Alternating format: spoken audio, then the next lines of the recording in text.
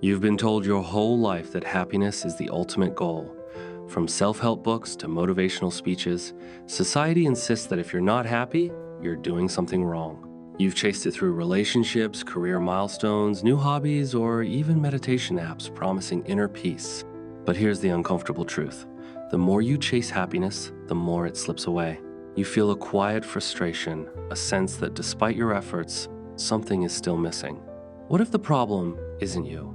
What if the very idea of happiness we've been sold is a myth, a construct designed to keep you striving, never satisfied? Today, we're gonna unravel this happiness myth. We'll explore its psychological roots, its philosophical flaws, and why chasing joy might be the very thing keeping you miserable. By the end, you'll have a new perspective on what it means to live a meaningful life, one that doesn't depend on an endless pursuit of an emotion that was never meant to last. Let's start by acknowledging how deeply this idea of happiness is ingrained in us. From childhood, we're taught that happiness is the marker of a life well lived. Parents tell us to smile when we're sad. Teachers reward us for being cheerful, and as adults, we're bombarded with messages that we should always be thriving. Social media amplifies this. Endless posts of perfect vacations, glowing families, and living my best life captions. But behind those curated images, there's often a different story, one of anxiety, comparison, and a gnawing sense of inadequacy. Studies show that the pressure to be happy can actually make us less happy. A 2011 study published in the journal Emotion found that people who strongly value happiness as a goal report lower levels of well-being when they face stress. Why? Because happiness, as we've defined it, is an unrealistic standard. It's an emotion, not a permanent state. Yet, we've turned it into a benchmark for success.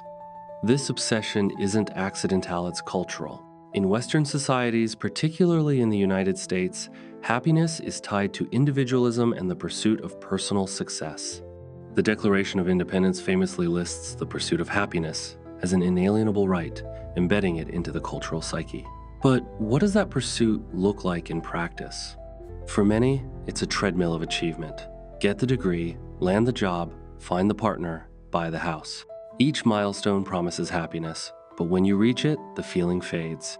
Psychologists call this the hedonic treadmill, the idea that we adapt to positive changes and quickly return to a baseline level of satisfaction, no matter how much we achieve.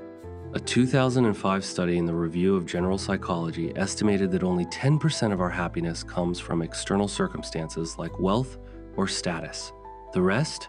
It's shaped by our mindset, relationships, and sense of purpose, things we often neglect in the chase for joy. So why do we keep chasing it?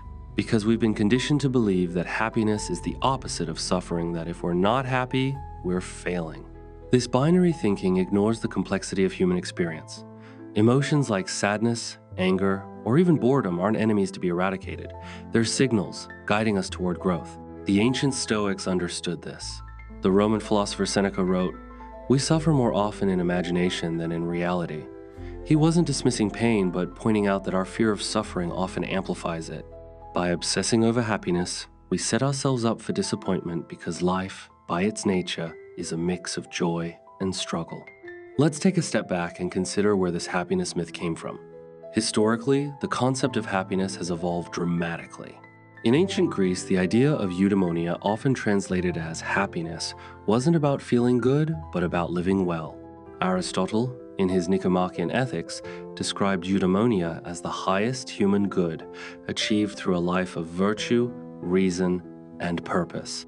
For Aristotle, happiness wasn't an emotion, but a state of flourishing, cultivated over a lifetime. Contrast that with today's definition, where happiness is often reduced to fleeting moments of pleasure. Think dopamine hits from a viral TikTok or a new purchase. This shift didn't happen overnight. It's the result of centuries of cultural, economic, and psychological forces that have shaped how we view the good life. To understand the happiness myth, we need to trace its origins. In ancient times, happiness was deeply tied to community and virtue. For the Greeks, living well meant contributing to the polis-the-city state and cultivating virtues like courage, justice, and wisdom. Aristotle argued that humans are political animals, meaning we thrive in social contexts, not in isolation. Happiness in this sense was a collective endeavor, not an individual pursuit. This perspective persisted through much of history, even as religious frameworks like Christianity reshaped the concept. In the Middle Ages, happiness was often deferred to the afterlife. True joy came from salvation, not earthly pleasures. The medieval philosopher Thomas Aquinas wrote that ultimate happiness, or beatitudo, was found in union with God, not in material success. The shift toward individual happiness began during the Renaissance and gained momentum in the Enlightenment. Thinkers like John Locke emphasized personal liberty and the right to pursue one's own interests, laying the groundwork for modern individualism. By the 18th century, happiness became a secular goal, tied to personal achievement and sensory pleasure. The philosopher Jeremy Bentham, a founder of utilitarianism, argued that the purpose of life was to maximize pleasure and minimize pain, a stark departure from Aristotle's focus on virtue. Bentham's ideas influenced economic and political systems, giving rise to the idea that happiness could be measured and pursued through material progress. This coincided with the rise of capitalism, which equated well-being with consumption. By the 20th century, happiness was no longer a philosophical ideal, but a marketable product. Advertisements promised joy through toothpaste, cars, and vacations, while psychologists began studying happiness as a scientific phenomenon.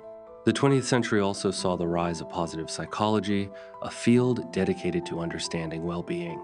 In 1998, psychologist Martin Seligman launched the positive psychology movement, shifting focus from mental illness to mental health.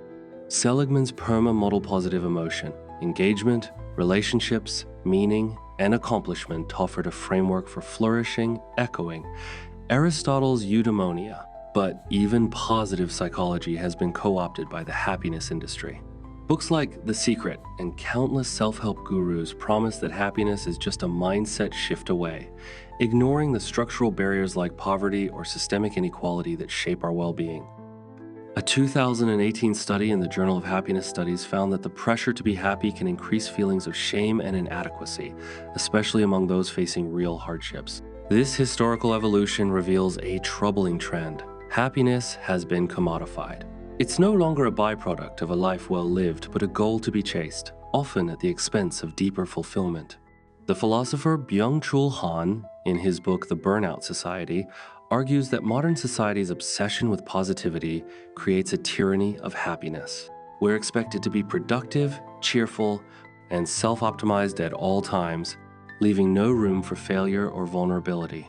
Han writes, "The imperative to be happy generates a pressure that ultimately leads to exhaustion. This exhaustion isn't just physical, it's emotional and existential. We're tired of pretending that happiness is the answer when, deep down, we know it's not enough." Let's go into the psychology behind this obsession. Why are we so fixated on happiness, even when it makes us miserable? One reason is our brain's wiring. Humans are hardwired to seek pleasure and avoid pain, a survival mechanism from our evolutionary past. The brain's reward system, driven by neurotransmitters like dopamine, reinforces behaviors that feel good, like eating or socializing. But in modern life, this system has been hijacked. Social media, for example, delivers constant dopamine hits through likes and notifications, creating an addiction to instant gratification. A 2017 study in the American Journal of Public Health linked excessive social media use to increased rates of depression, largely because it fuels comparison and dissatisfaction. Another psychological factor is our fear of negative emotions. From a young age, we're taught to suppress sadness, anger, or fear in favor of happiness. This emotional avoidance is rooted in what psychologists call experiential avoidance, the tendency to avoid uncomfortable feelings. A 2014 study in the Journal of Behavioral Therapy and Experimental Psychiatry found that people who avoid negative emotions report higher levels of anxiety and lower life satisfaction over time. Why? Because suppressing emotions doesn't make them disappear. It amplifies them. When you push away sadness, you also numb your capacity for joy. The psychologist Carl Jung wrote, "What you resist persists." By rejecting our full emotional spectrum, we create an internal conflict that fuels the happiness chase we're running from ourselves. This fear of negative emotions is compounded by societal norms. In many cultures, happiness is a status symbol. If you're not happy, you're seen as a failure, ungrateful, or broken. This creates what psychologists call emotional labor, the effort to display socially acceptable emotions, even when you don't feel them.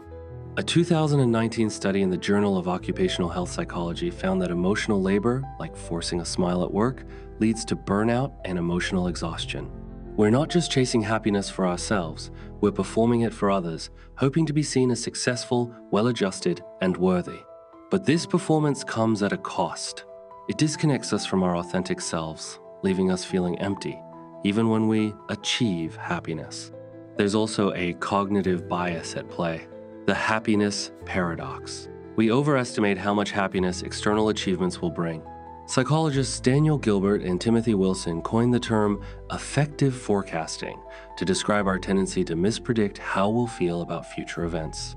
In their 2000 study published in the Journal of Personality and Social Psychology, they found that people consistently overestimate the emotional impact of both positive and negative events. For example, you might think a promotion will make you happy for years, but within months, you're back to your baseline, chasing the next goal. This misprediction keeps us on the hedonic treadmill, always believing the next milestone will finally deliver lasting joy. Attachment theory offers another lens. Developed by John Bowlby, attachment theory explains how early relationships shape our emotional patterns. If you grew up with caregivers who praised you for being happy and punished you for being difficult, you likely developed an anxious attachment to happiness. You learned that love and approval depend on your emotional state, so you strive to be happy to feel secure. A 2016 study in the Journal of Social and Personal Relationships found that anxiously attached individuals report higher levels of emotional distress when they perceive themselves as unhappy, even if their lives are objectively stable. This attachment to happiness becomes a form of self-sabotage, driving you to chase an emotion that's inherently transient.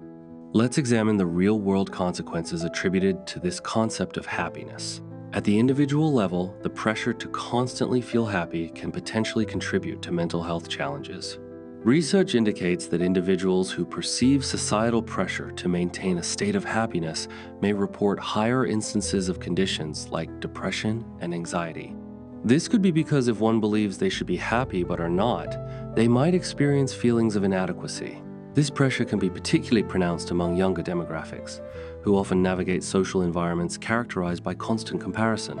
Reports suggest that these groups may experience elevated stress and loneliness, even while being highly connected digitally.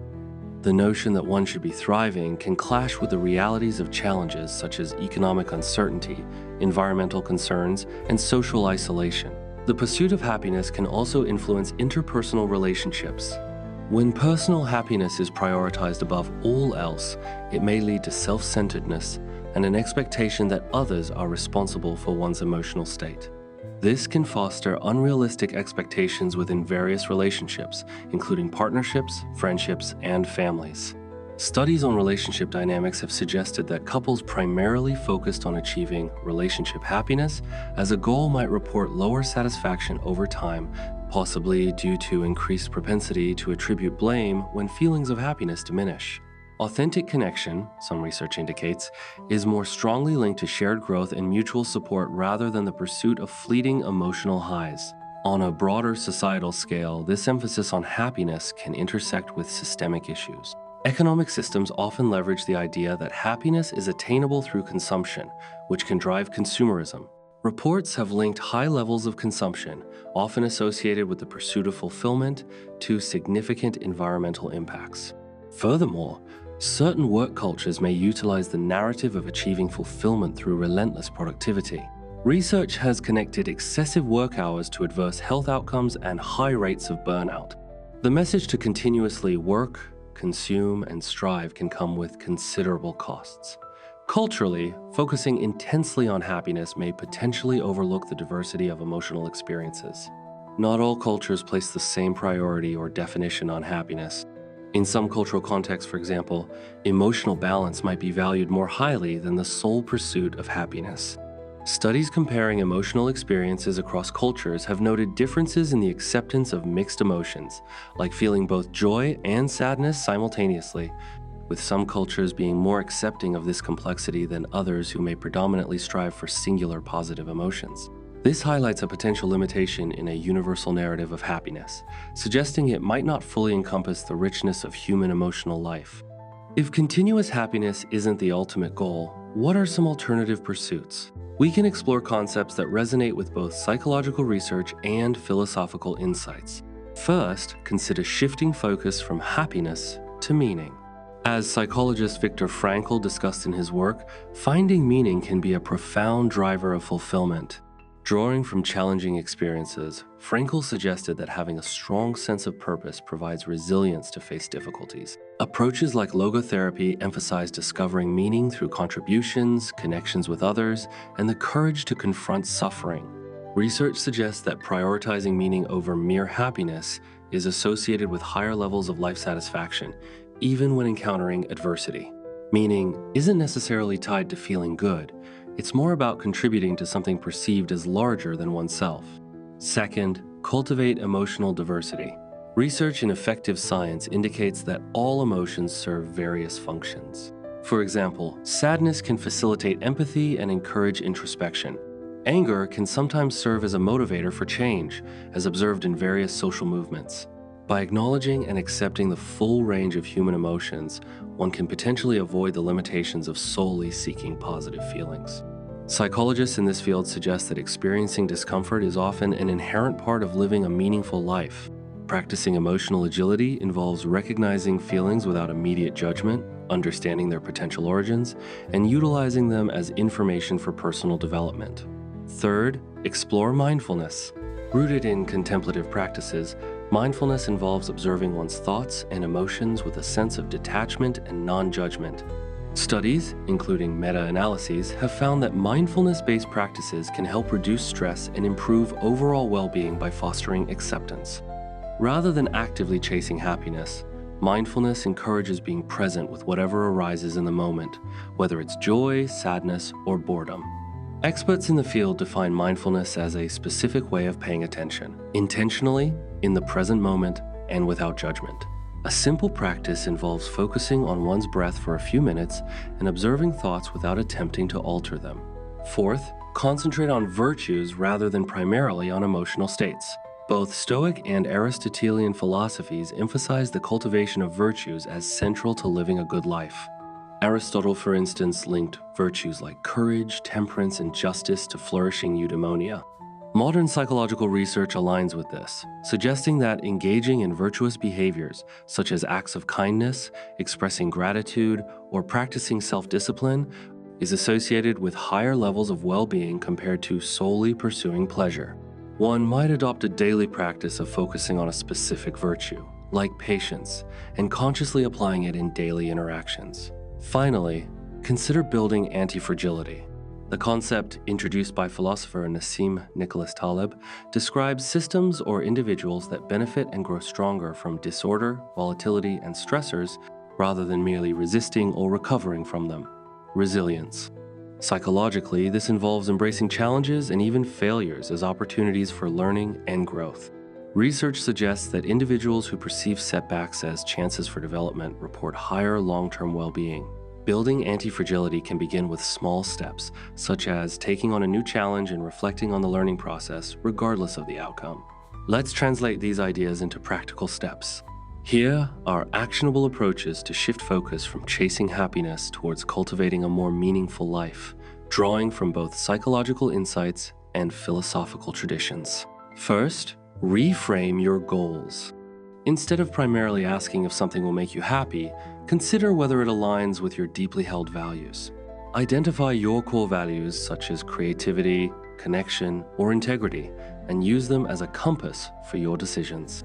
Research suggests that pursuing goals driven by values is associated with greater life satisfaction compared to those focused solely on emotional outcomes. A helpful exercise is to articulate your top few values and honestly assess if your current activities and aspirations are consistent with them, making adjustments as needed. Second, practice radical acceptance. This involves acknowledging and accepting reality as it is, without resistance. It's not about resignation, but about recognizing what you cannot change and directing your energy toward what you can influence. For example, when experiencing difficult emotions like grief, the practice is not to force a state of happiness, but to allow the sadness to be present, sit with it, and let it unfold naturally. Studies indicate that therapeutic approaches emphasizing acceptance are effective in addressing distress compared to strategies that encourage avoidance. A simple daily practice can be to pause when a challenging emotion arises, identify it, and internally affirm acceptance of the feeling as it is. Third, seek meaning through contribution. Engaging in activities that benefit others, such as volunteering, mentoring, or creative endeavors aimed at public good, can be a powerful source of meaning. Research indicates that prosocial behavior, acts of helping others, is linked to enhanced well-being, potentially more so than purely self-focused activities. Meaning often stems from connection and contributing beyond oneself. If feeling adrift, consider opportunities to serve, whether through simple acts like listening to a friend or participating in community projects. Fourth, limit exposure to unrealistic portrayals of happiness. Be mindful of the media you consume, especially social media, to reduce comparison that can foster feelings of inadequacy. Consider curating your online environment by unfollowing accounts that trigger negative comparison and seeking out content that values authenticity over curated perfection. Research has shown that reducing time spent on social media can have positive effects on mental well-being. Replace this time with activities that encourage personal growth, like reflective journaling or engaging with substantive content. Fifth, cultivate a relationship with suffering. Rather than viewing pain or negative experiences as something to be immediately eradicated, consider them as potential sources of insight or learning. When experiencing discomfort or pain, ask what this experience might be revealing. For instance, anxiety might signal a need for rest, or anger could highlight a boundary that has been violated. Studies suggest that reframing suffering as having potential meaning is associated with lower levels of distress. Sixth, cultivate gratitude, focusing not merely on achieving happiness, but on appreciating existence itself. Gratitude practices are not about forcing a positive outlook, but about acknowledging and appreciating what is real. Research indicates that regularly practicing gratitude, such as listing things one is thankful for daily, can improve well-being by shifting focus from perceived lack to acknowledging abundance. Extend gratitude beyond material possessions to include moments of connection, learning, or personal growth. Seventh, experiment with Stoic practices. Consider applying techniques like premeditatio malorum, which involves contemplating potential challenges in advance. Each day, mentally prepare for possible difficulties, a delayed commute, a challenging interaction, or a setback. Then, visualize responding to these situations with composure and reason. As Stoic philosophy suggests, our distress often stems not from external events themselves, but from our interpretation of them. Studies have indicated that engaging in Stoic practices can help reduce emotional reactivity and build resilience. Breaking free from the happiness myth isn't a one-time event, it's a lifelong journey. It requires unlearning decades of conditioning and redefining what a good life means to you. Let's reflect on what we've uncovered. Happiness, as society defines it, is a fleeting emotion, not a sustainable goal. Its pursuit often leads to frustration, comparison, and burnout, because it ignores the reality of human experience, a mix of joy, pain, and everything in between. Psychologically, we chase happiness because we're wired for pleasure, conditioned to fear negative emotions, and trapped by cognitive biases like affective forecasting. Philosophically, thinkers from the Stoics to Nietzsche to the Buddha challenge the idea that happiness is the highest good, urging us instead to seek virtue, meaning, or equanimity. The consequences of this chase are profound. It strains our mental health, damages relationships, fuels consumerism, and erases the diversity of emotional experience. But there's another way. By shifting our focus to meaning, emotional diversity, mindfulness, virtues, and anti-fragility, we can live more authentically. Practical steps like reframing goals, practicing acceptance, seeking contribution, limiting happiness propaganda, building a relationship with suffering, cultivating gratitude, and adopting Stoic practices offer a roadmap to a more fulfilling life. This journey isn't easy. It requires courage to let go of the happiness myth, to face discomfort, and to redefine success on your own terms.